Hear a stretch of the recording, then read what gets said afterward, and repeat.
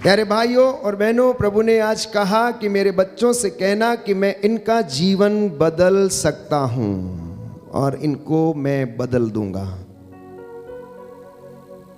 यदि ये मेरी बातें सुनेंगे, मेरी शिक्षा पर चलेंगे, तो ये बदल जाएंगे और इनकी परिस्थिति भी बदल जाएगी। कहता है मैं इनका भाग्य पलट दूंगा।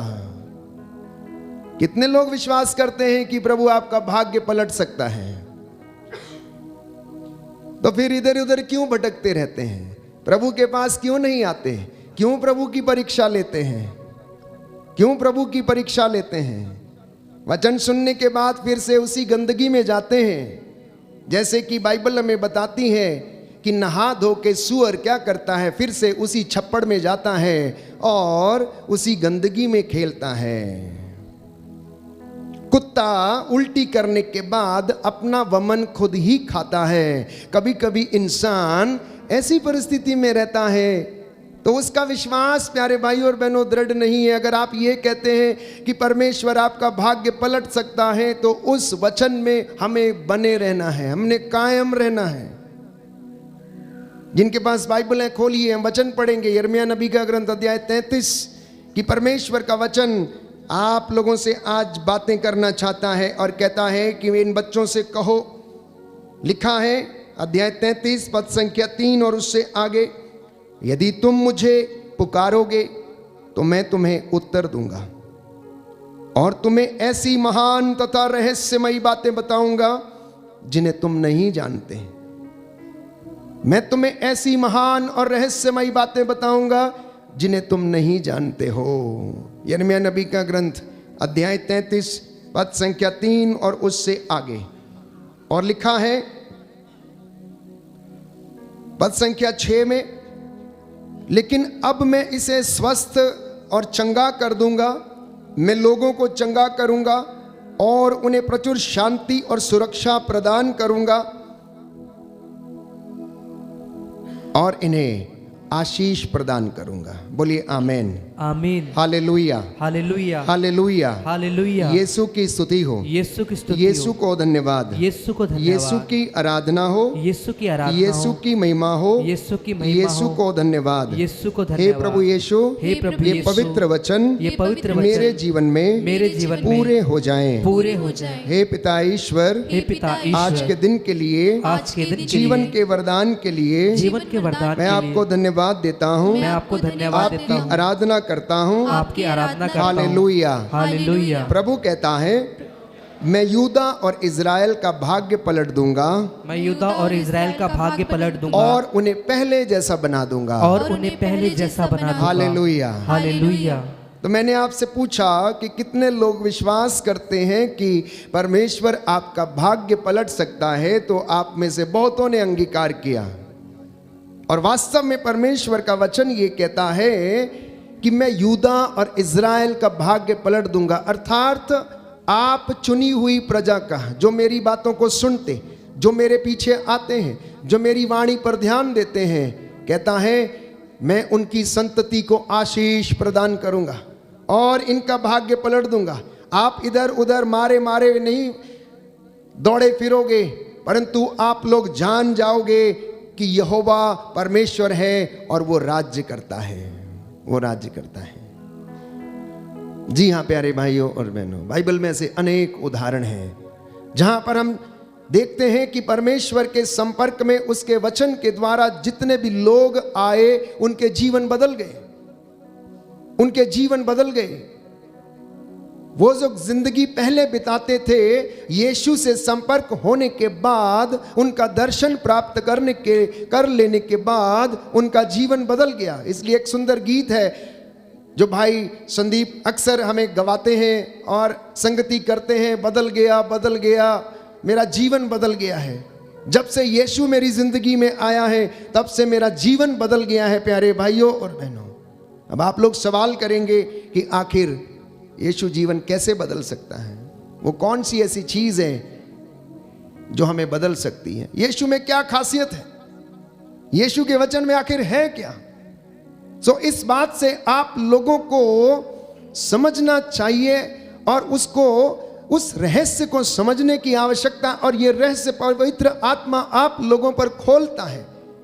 क्योंकि यीशु पिता से उत्पन्न है, इकलौता बेटा है, आदि में शब्द था, शब्द ईश्वर के साथ था और शब्द ही ईश्वर था। ईश्वर ने उसके अधिकार में सब कुछ डाल दिया है, वही महिमा और सम्मान का अधिकारी है। उसे भाग्य पर, हमारे जीवन पर, मृत्यु पर, भविष्य पर, भूतकाल पर, वर्तमान पर, पूरी सृष्टि पर, सबके ऊपर अधिकार है। अब जिस व्यक्ति को इन तमाम चीजों पर अधिकार हो, वो जो चाहे वो कर सकता है। विश्वास करते हैं नहीं करते हैं? करते हैं नहीं करते हैं?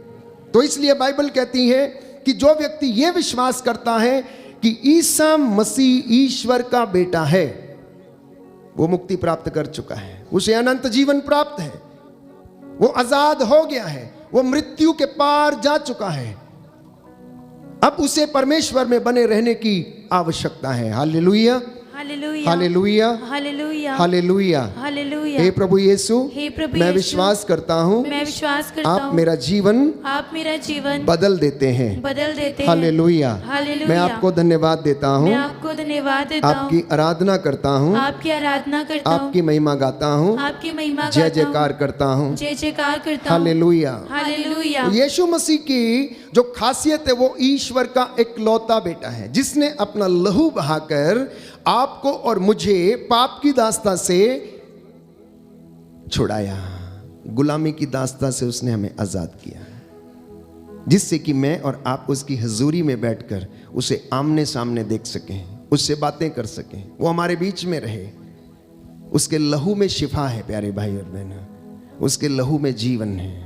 इसलिए हमने गीत गाया, यीशु के लहू में नहा ले, जो शांति देता तुझे, जो चंगा करता तुझे, जो शिफा देता तुझे, वो लहू जिसको बहाकर आप खरीदे गए हैं। इसलिए जो कोई व्यक्ति ईश्वर का वचन सुनता, ईसा की वाणी को सुनता, वो बदले बिना नहीं रह सकता।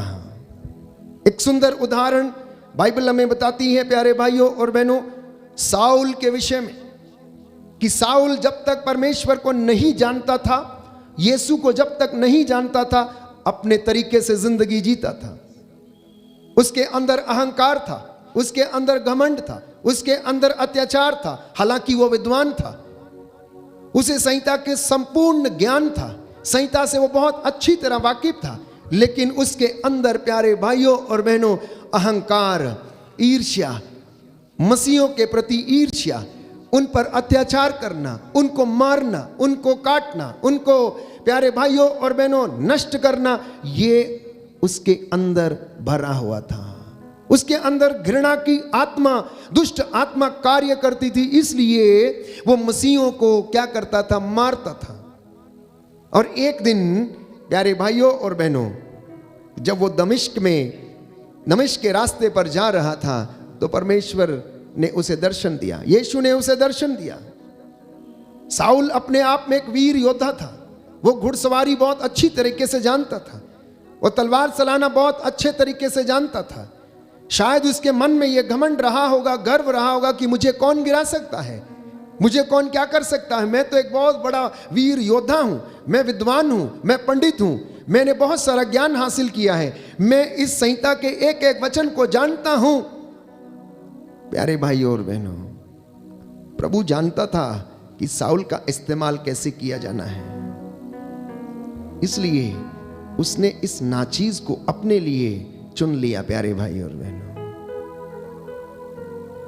एक ऐसे अत्याचारी को जो मसीहों के ऊपर अत्याचार करता था, उसके अंदर बहुत सारी खूबियां थी, संहिता का ज्ञान था, यहूदी जनता के बीच में वो रहता था और धर्म का पालन करता था, नियमों का। लेकिन एक जो खराब बात थी, वो प्रभु के लोगों से घृणा, ईर्ष्या, अत्याचार, क्योंकि वो यीशु को स्वीकार करने में असमर्थ था।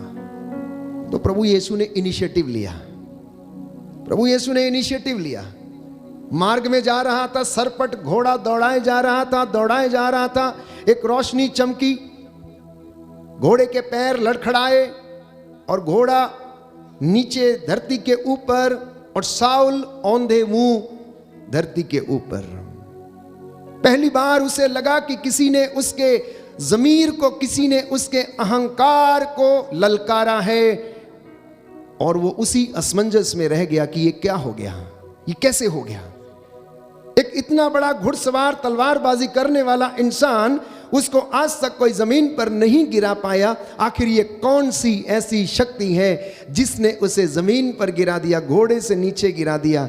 और बाइबल कहती है एक रोशनी चमकी और वो आंखों से क्या हो गया, अंधा हो गया। वो देख नहीं पाया, वो देख नहीं पाया। एक आवाज आई, साउल साउल तुम मुझे क्यों सताते हो। प्यारे भाइयों और बहनों, समझ नहीं पाया साउल कि उसके जीवन में क्या हो रहा है। उसने सोचा ऐसे ही कोई आवाज आ रही है। उसने फिर पूछा आप कौन है। बोले मैं ईसा नाज़री हूं जिसे तुम सताते हो। प्यारे भाइयों और बहनों, बस वहीं से उसका परिवर्तन शुरू हो गया। और आज उस साउल की लिखी हुई किताबों को हम पढ़ते हैं, पूरी दुनिया पढ़ती है। प्यारे भाइयों और बहनों, पूरी दुनिया पढ़ती है जो पत्र उसने रोमियो को, कुरिन्थियों को, गलातियों को, फिलिपियों को, याकूब को, योहन को जो पत्र लिखे, कलीसियाओं को जो पत्र लिखे, प्यारे भाइयों और बहनों, उनके विषय में हम पढ़ते हैं। और प्रभु यीशु ने उससे कहा उठो और जाओ, अनानियस के घर में जाओ। और वहां पर अनानियस को आदेश दिया गया, उसे बताया गया कि क्या करना है, किस तरह से उसका अभिषेक करे जिससे कि उसकी दृष्टि वापस आ जाए। तो प्रभु यीशु ने इनिशिएटिव लिया। ये प्रभु यीशु का जोर था, ये पवित्र आत्मा की ताकत थी जो कि आपका भाग्य बदल सकती है, आपका जीवन बदल सकती है जब आप ना समझ रहे हो। इसलिए मैंने वचन में पढ़ा आपके लिए यिर्मयाह नबी का ग्रंथ अध्याय 33 पद संख्या 6 और उससे आगे उसका दूसरा भाग कि मैं तुम्हारा भाग्य पलट दूंगा।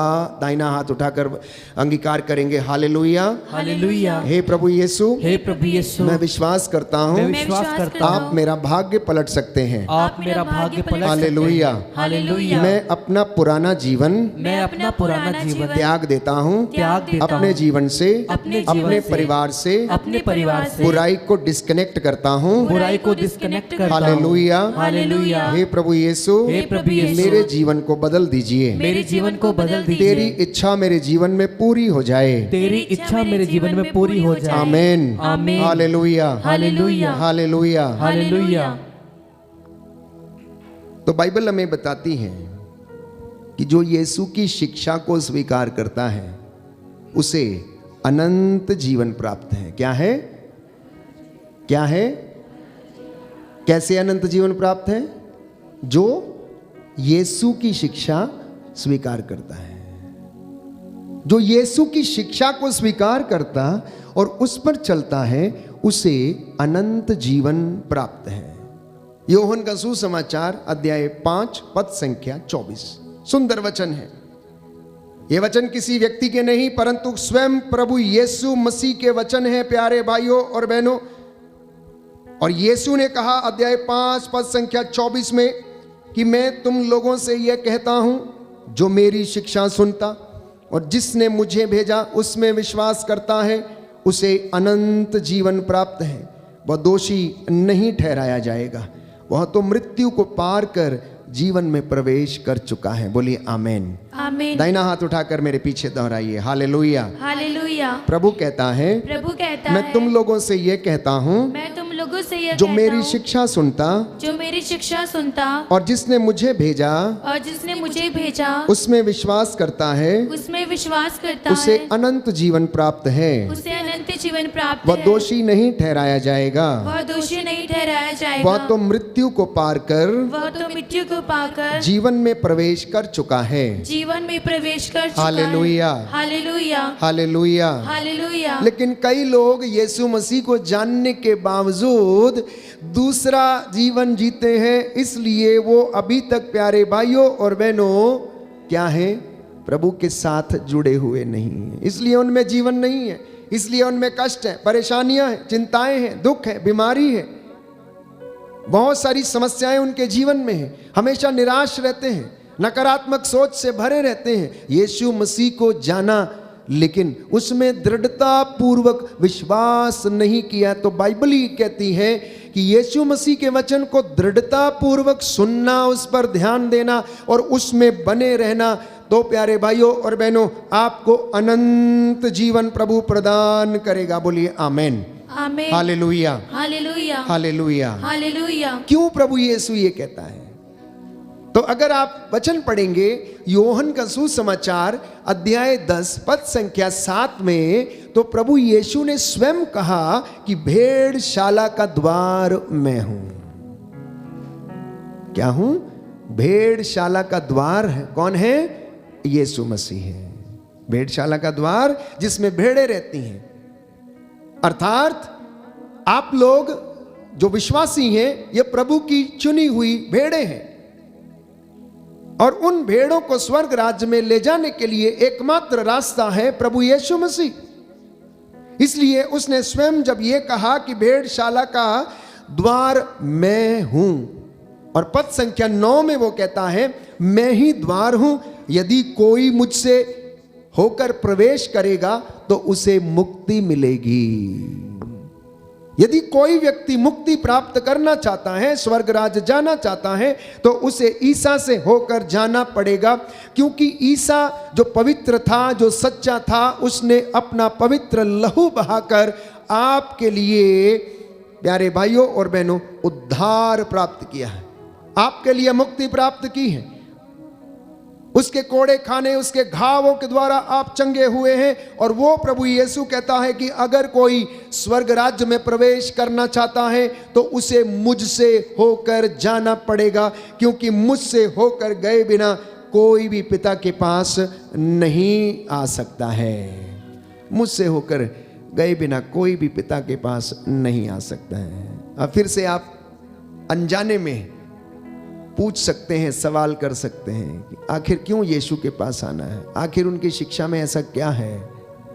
प्यारे भाइयों और बहनों, आप सुन के देखिए, आप पढ़ के देखिए, क्योंकि प्रभु ने ये स्वयं कहा है कि मेरी शिक्षा आत्मा और जीवन है। मेरी शिक्षा आत्मा और जीवन है।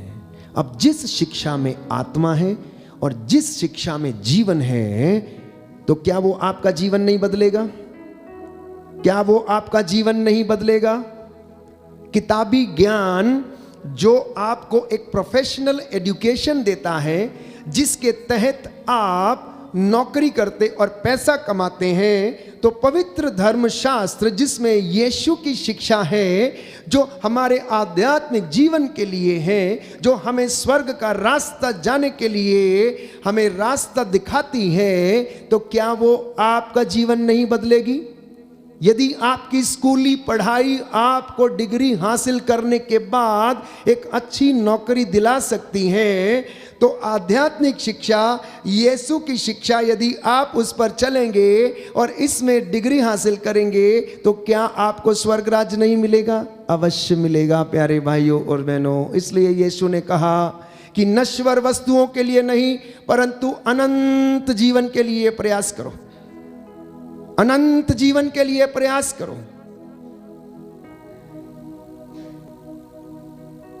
जैसा मैंने आपसे कहा कि एक व्यक्ति जो इस दुनिया से संपत्ति को स्वर्ग में लेकर जाना चाहता था, और वो लोगों से पूछने लगता है कि यदि कोई व्यक्ति मुझे ये उपाय बता दे कि मैं इस संपत्ति को अपने साथ स्वर्ग में कैसे लेकर जा सकता हूं, तो मैं उसे 1 करोड़ रुपया इनाम दूंगा।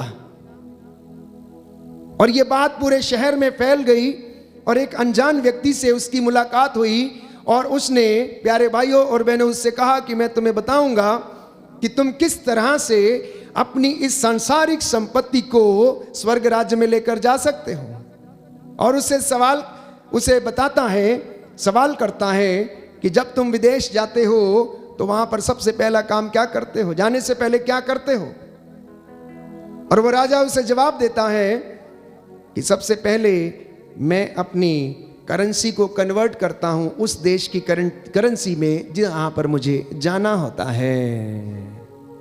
प्यारे भाइयों और बहनों, यदि आपको इस देश से दूसरे देश में जाना है, तो सबसे पहले आपको अपनी करेंसी को उस देश की करेंसी में कन्वर्ट करना, यदि आपने वहाँ पर इंजॉय करना है, यदि वहाँ आपने अच्छे से रहना है और आपकी सुख सुविधाओं का ध्यान रखना है, तो आपको, अगर आप भारतीय हैं तो भारतीय रुपए को अमेरिका जाने के लिए डॉलर में कन्वर्ट करना पड़ेगा, क्योंकि भारत का रुपया भारत में चलता है और अमेरिका का रुपया डॉलर अमेरिका में काम करता है। तो इसलिए संसार की चीज़ें संसार में चलती हैं। इसको कन्वर्ट करना है तो इसे स्वर्गीय बातों में, धार्मिक बातों में, सेवा के कामों में कन्वर्ट कर लीजिए और ये आपके साथ जाएगी।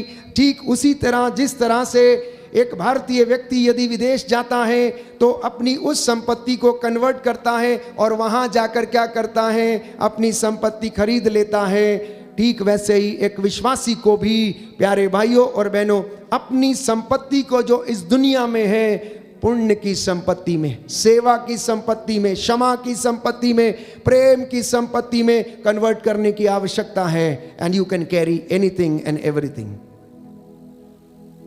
आप अपने साथ लेकर जा सकते हैं। उसके लिए आपको अपना जीवन बदलना होगा, उसके लिए सारी बुराइयों को त्यागना पड़ेगा, उसके लिए प्रभु यीशु का अनुसरण करना पड़ेगा, उसके लिए आत्मत्याग करना पड़ेगा। और मैंने कहा कि आप सवाल कर सकते हैं कि आखिर यीशु के बातों में ऐसी क्या बात है। आप पढ़िए और आप स्वयं, आपको पता लग जाएगा कि यीशु की शिक्षा में आखिर ऐसी कौन सी चीज है। यीशु ने कहा, मेरे शब्द आत्मा और जीवन है। बोलिए आमेन। हे प्रभु यीशु, मैं इन वचनों को ग्रहण करता हूँ। Hallelujah, hallelujah, hallelujah, hallelujah. दूसरा संदेश, उनके वचनों में अनंत जीवन का संदेश है।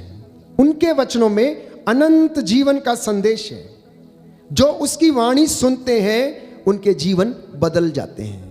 जो उनकी वाणी को सुनते हैं, जो उसकी आवाज को सुनते हैं, उनके जीवन बदल जाते हैं और परमेश्वर उनके भाग्य को पलट देता है। क्योंकि उनके वचन में आत्मा और जीवन है, इसलिए मैंने कहा कि वो आपके जीवन को बदल सकता है। और बहुत सारे लोगों का जीवन बदला, बहुत सारे लोगों को शिफा मिली, बहुत सारे लोग बदल गए। प्यारे भाइयों और बहनों, अब एक सवाल मैं आपसे करना चाहता हूं, क्या आप बदलना चाहते हैं?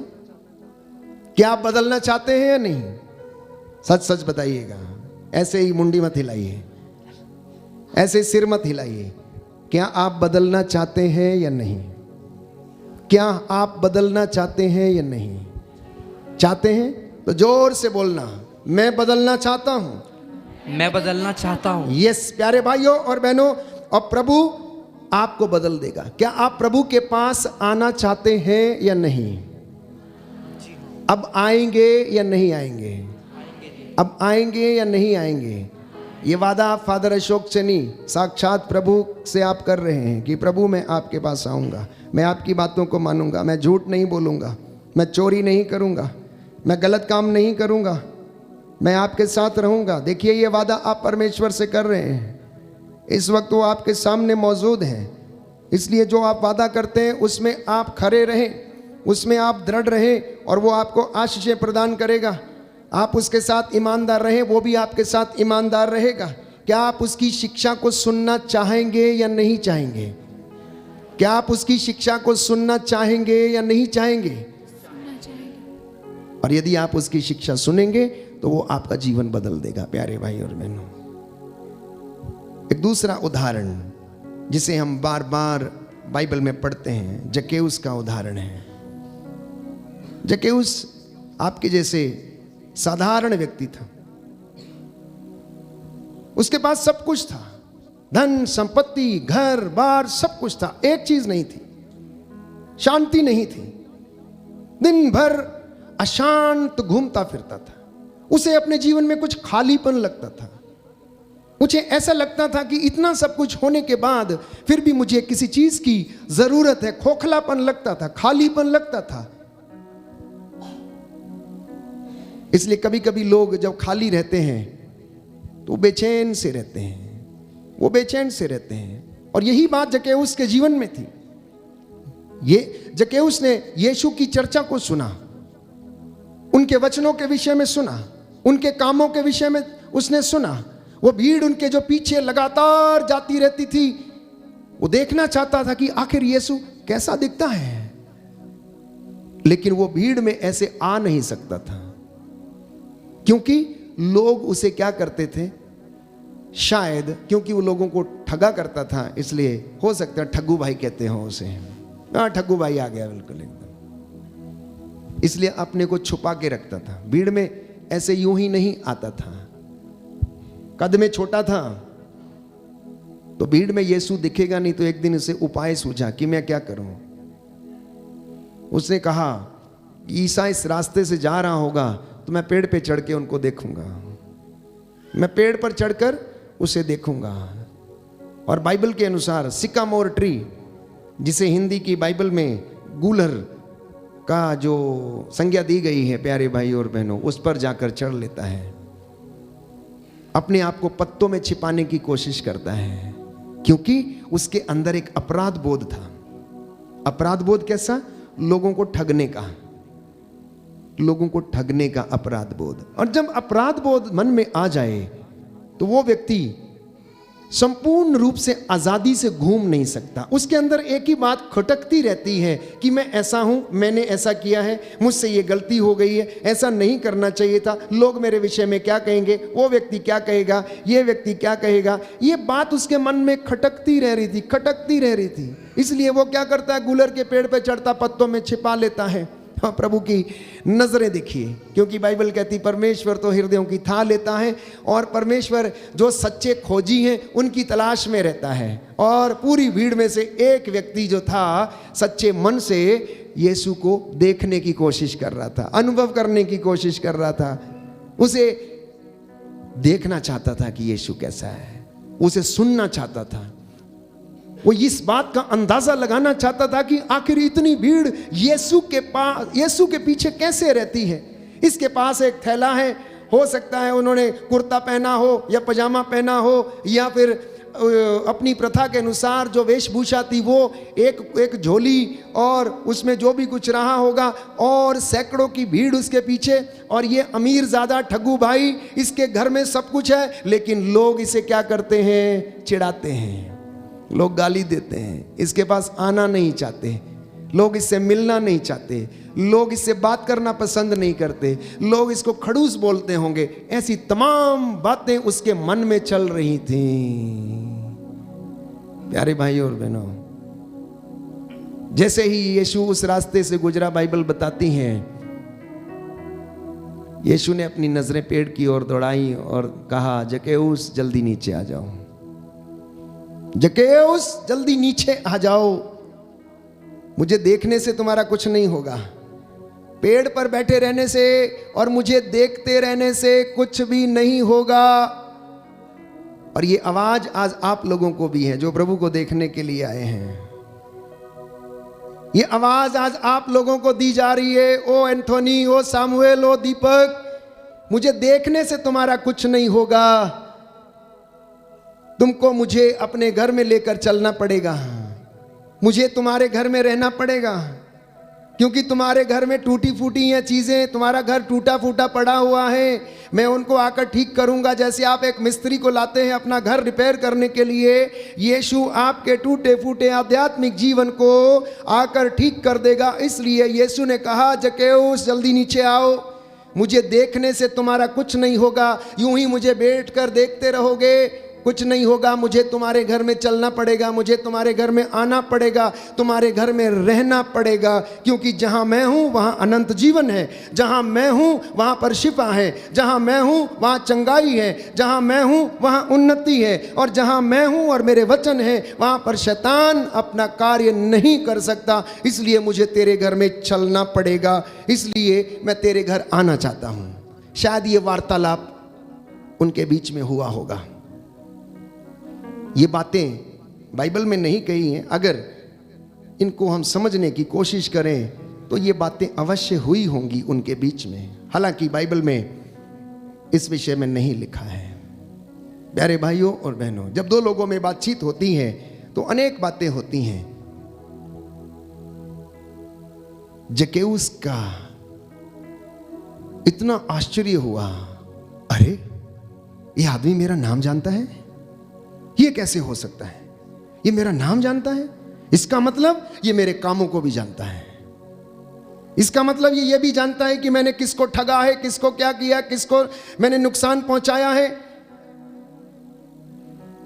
वो असमंजस में पड़ गया प्यारे भाई और बहनों। उसने आओ नहीं देखा, ताओ नहीं देखा। उसने विश्वास किया कि वास्तव में ये कोई महान व्यक्ति है, इसलिए वो यीशु को लेकर अपने घर गया।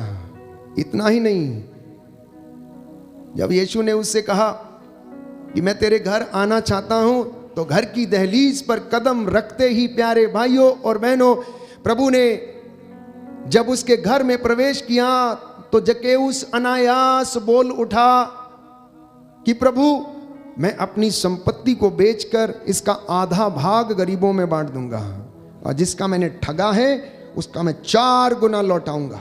अगर किसी से 10 रुपए ठगे हैं तो मैं 40 रुपए लौटाऊंगा, 4 गुना उसे मैं वापस करूंगा प्यारे भाइयों और बहनों, उसका 4 गुना वापस करूंगा।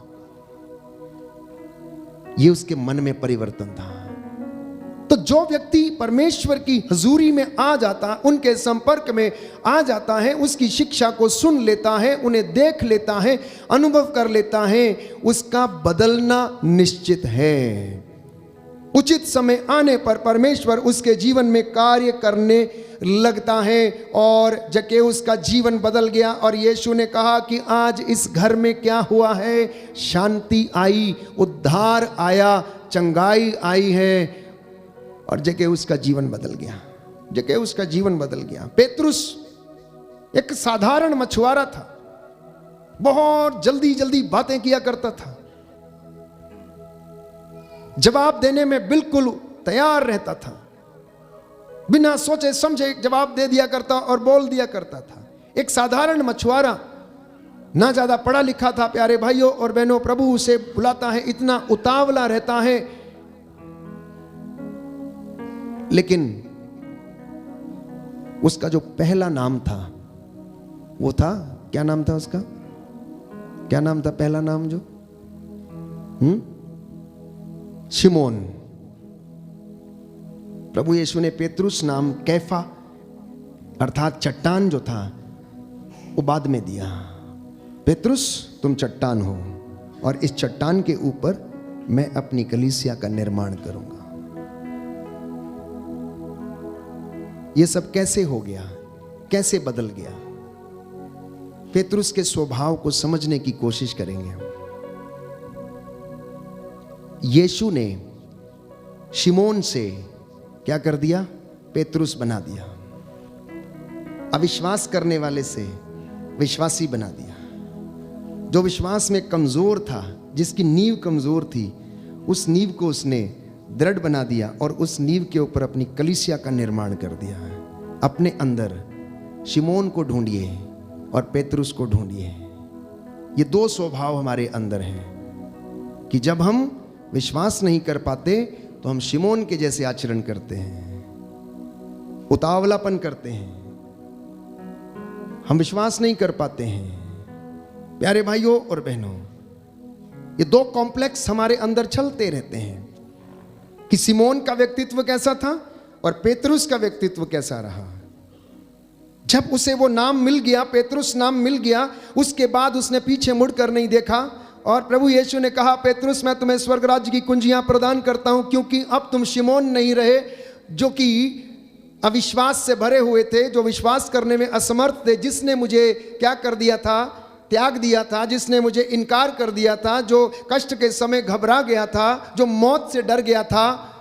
अब तुम वो नहीं रहे, अब तुम बदल गए हो, अब तुम पेतरुस बन गए हो, अब तुम्हारा विश्वास दृढ़ गया है, क्योंकि तुमने पवित्र आत्मा के सामर्थ्य से ये अंगीकार किया है कि आप मसीह अर्थात जीवंत ईश्वर के पुत्र हैं। Hallelujah, hallelujah, hallelujah, hallelujah. यीशु की स्तुति हो, यीशु की स्तुति हो, यीशु को धन्यवाद, यीशु को धन्यवाद, यीशु की आराधना हो, यीशु की आराधना। हे प्रभु यीशु, हे प्रभु यीशु, मैं विश्वास करता हूँ, मैं विश्वास करता हूँ कि मैं बदल रहा हूँ, कि मैं बदल रहा हूँ, मैं बदल रहा हूँ, मैं बदल रहा हूँ। आपके वचनों के द्वारा, आपके वचनों के द्वारा मेरे जीवन में शांति आ रही है, शांति आ रही है, उद्धार आ गया है, उद्धार आ गया है। Hallelujah, hallelujah, hallelujah, hallelujah. तो प्रभु ने शिमोन को पेतरुस बना दिया, क्योंकि उसने ईसा की वाणी को सुना, उसकी शिक्षा को उसने सुना, और उसने अपने जीवन में उसको धारण किया।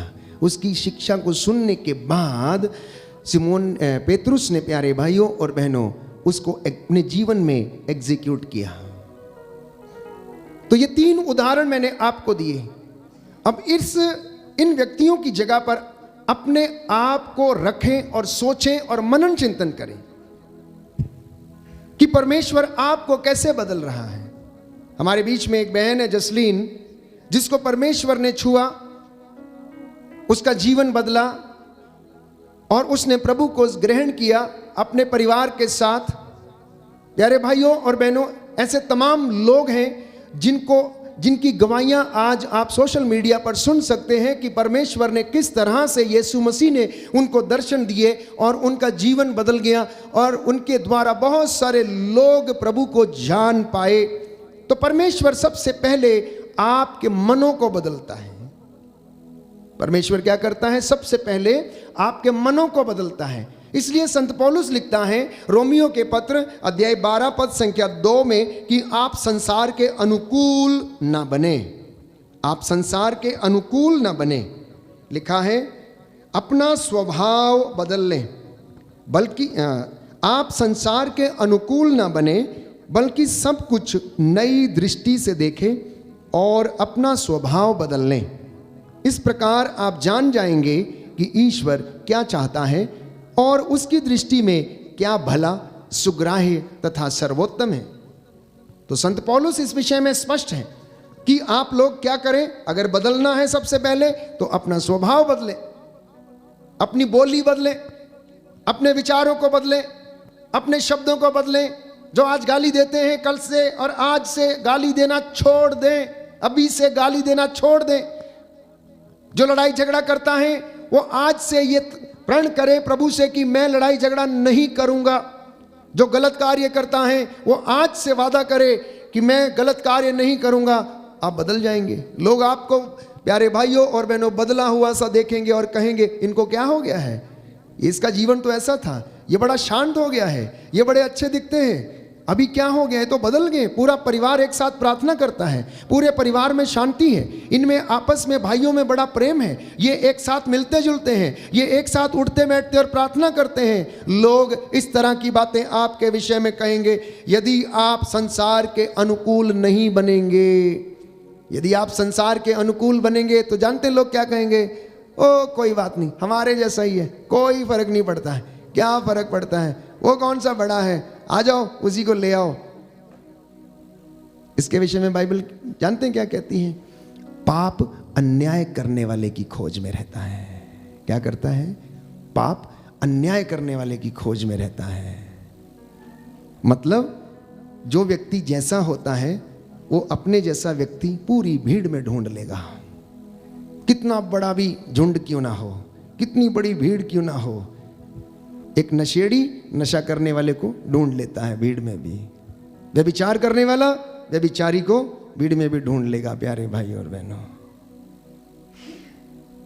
इसलिए संत पौलुस कहता है कि आप संसार के अनुकूल ना बने।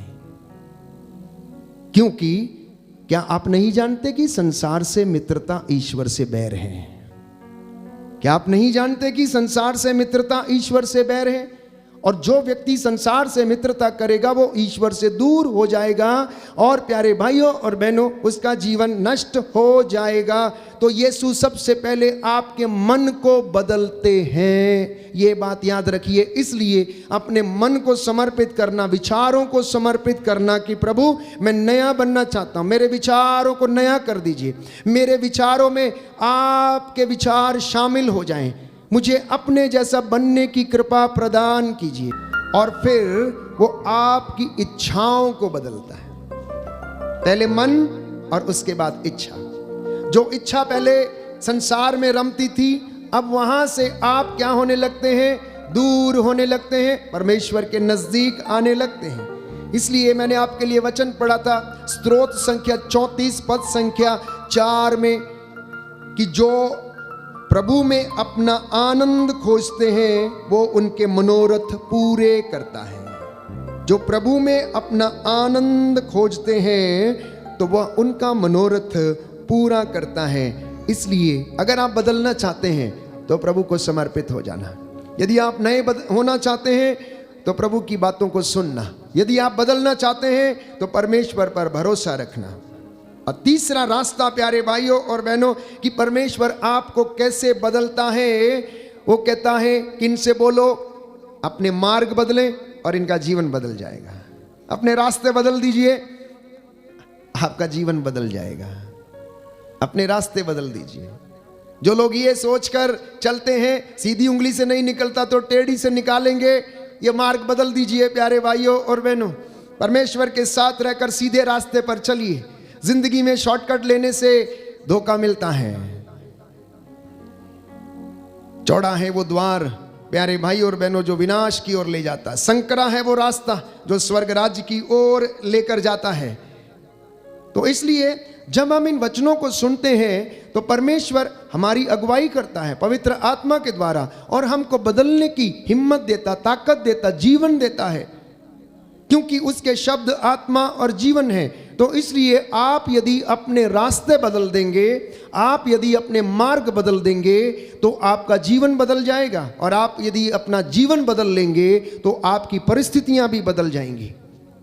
अगर कोई व्यक्ति पहले आलसी जीवन व्यतीत करता था, अब वो आलसी जीवन छोड़कर मेहनत करना शुरू कर दिया है, तो उसके जीवन से आर्थिक तंगी चली जाएगी। वो भरपेट खाएगा, उसका शरीर भी स्वस्थ रहेगा क्योंकि रोज चलेगा फिरेगा, कसरत करेगा। लेकिन जो व्यक्ति आलसी था वो आलसी ही रह जाएगा। प्यारे भाइयों और बहनों, मैंने कहा कि आप अपने रास्ते बदल दीजिए और आपका जीवन बदल जाएगा। और यदि कोई व्यक्ति मसीह में आ गया है, संत पौलुस इस विषय में कहता है कि वो नई सृष्टि बन गया है। गलातियों का पत्र अध्याय 5 पद संख्या 24 कि जो मसीह में है वो नई सृष्टि बन गया है। मत्ती के सुसमाचार अध्याय 16 पद संख्या 24 से 26 में कि अगर कोई मेरा अनुसरण करना चाहता है तो वो आत्म त्याग करे और अपना क्रूस उठाकर मेरे पीछे हो ले। ये परमेश्वर का कहना है प्यारे भाइयों और बहनों, यीशु मसीह का कहना है। अध्याय 16 पद संख्या 24 से 26 में हम पढ़ते हैं कि यदि कोई मेरा अनुसरण करना चाहता है तो वो आत्म त्याग करे और अपना क्रूस उठाकर मेरे पीछे हो ले।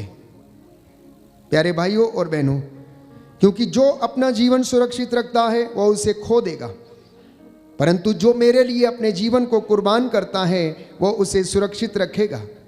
क्योंकि जो अपना जीवन सुरक्षित रखना चाहता है वह उसे खो देगा, और जो मेरे कारण अपना जीवन खो देता है वह उसे सुरक्षित रखेगा। मनुष्य को इससे क्या लाभ यदि वह सारा संसार प्राप्त कर ले लेकिन अपना जीवन ही गंवा दे। अपने जीवन के बदले मनुष्य दे ही क्या सकता है। प्यारे भाइयों और बहनों, तो पीछे प्रभु के चलना होगा, क्रूस को उठाना होगा, प्रभु से प्रार्थना करना होगा, उसके मनोभावों को धारण करना होगा यदि आप बदलना चाहते हैं तो। और प्रभु के पास पहुंचने की जो शर्त है वो है पड़ोसी से प्रेम करो, एक दूसरे को क्षमा करो, जैसे मैंने तुम्हारे साथ किया वैसे तुम एक दूसरे के साथ करो। क्योंकि आप लोग यही करने के लिए बुलाए गए हैं, आप लोग पवित्र बनने के लिए बुलाए गए हैं, आप लोग राजकीय याजक वंश हैं, पवित्रता में रहने के लिए बुलाए गए हैं। पेतरुस पहला पत्र अध्याय 2 पद संख्या 9, आप लोग चुनी हुई प्रजा हैं। इसलिए प्यारे भाइयों और बहनों, जब कोई व्यक्ति चुन लिया जाता है, जब कोई व्यक्ति ईश्वर के लिए बुला लिया जाता है, उसकी बुलाहट उसे दे दी जाती है, तो वह पीछे मुड़कर नहीं देख सकता। क्योंकि प्रभु कहता है जो पीछे मुड़कर देखता है वो मेरे लायक नहीं है, वो मेरे लायक नहीं है। इसलिए जब हम इन बातों को स्वीकार करते हैं तो परमेश्वर हमारे जीवन में अपनी रूह का ताज़ा मसा और अभिषेक प्रदान करता है। पेतरुस का पहला पत्र अध्याय 2 पद संख्या 9, आप लोग चुने हुए वंश, राजकीय याजक वर्ग, पवित्र राष्ट्र तथा ईश्वर की निजी प्रजा हैं, जिससे आप उसके महान कार्यों का बखान करें। तो हम सभी लोगों को, सभी विश्वासियों को जो वचन सुनते और उस पर चलते हैं, ईश्वर के महान कामों का बखान करना, उसकी महानता, उनके चिन्ह चमत्कारों को बताना, और परमेश्वर आपके जीवन में आशीष प्रदान करता जाएगा। कि कितने लोग सोचते हैं कि उनका जीवन परमेश्वर ने बदल दिया है, और आप में से बहुत सारे लोगों ने हाथ उठाया कि आप लोग विश्वास करते हैं कि आप बदल गए हैं। कौन सी ऐसी बातें हैं जो हमें ये बताएंगी कि हमारा जीवन बदल गया है? सबसे पहली बात, अगर आप प्रतिदिन अपनी कमजोरियों और पापों को स्वीकार करते हैं तो समझ लेना कि आप बदल गए हैं। अगर आप हर दिन बुराई से दूर रहने की कोशिश करते हैं तो समझ लेना कि आपका जीवन बदल गया है। यदि आप संसार से प्यार ना करके ईश्वर से प्रेम करते, उसका वचन सुनते, उसकी हुजूरी में जाते, उसके सामने नतमस्तक होते हैं, संस्कारों में भाग लेते हैं, वचन को प्रथम स्थान अपने घर में देते हैं, बच्चों के साथ शाम को बैठकर प्रार्थना करते हैं, तो इसका मतलब ये है कि आपको सत्य का ज्ञान हो गया और आप बदल गए हैं। और यदि आप पाप पर जीत हासिल कर लेते हैं तो इसका मतलब है कि आप बदल गए हैं। यदि आपने पुराने कामों को छोड़ दिया है तो याद करना, विश्वास करना कि आप बदल गए हैं। और यदि आप दृढ़ता पूर्वक विश्वास करते हैं कि ईसा मसीह ईश्वर का पुत्र है और मुक्तिदाता है, तो आप बदल गए हैं। आप बदल गए हैं और वो आपके जीवन में निवास करता है। यदि आप लोग पवित्र आत्मा में चलते हैं तो विश्वास करना कि आप बदल गए हैं और परमेश्वर आपसे प्रसन्न है। यदि आप झूठ नहीं बोलते, निंदा नहीं करते, घमंड नहीं करते, अहंकार से दूर रहते हैं, तो विश्वास कीजिए कि आप बदल गए हैं। भले ही आपके जीवन में कष्ट हो, भले ही आपके जीवन में परेशानी हो, भले ही आपके जीवन में दुख हो, तकलीफ हो, लेकिन आप बदले हुए हैं, आप नए बन चुके हैं। पुराना सब कुछ आपने छोड़ दिया है और परमेश्वर के साथ रहने का आपने वादा किया है। और यदि आप धार्मिकता में चलते हैं तो इसका मतलब है कि आप बदल गए हैं। यदि आपने पुराने रास्ते छोड़ दिए हैं, परमेश्वर का रास्ता अपनाया, अख्तियार किया है, तो आप बदल गए हैं, आप नए बन गए हैं और ईसा का मनोभाव आप में कार्य कर रहा है। बोलिए आमीन, hallelujah, hallelujah, hallelujah, hallelujah, hallelujah, hallelujah. अपने आप को समर्पित करना। बहुत सारे वचन हमने सुने और मैंने आपको पढ़ के बताए हैं, इसलिए आज प्रभु से वादा करना कि प्रभु मेरा जीवन बदल जाए।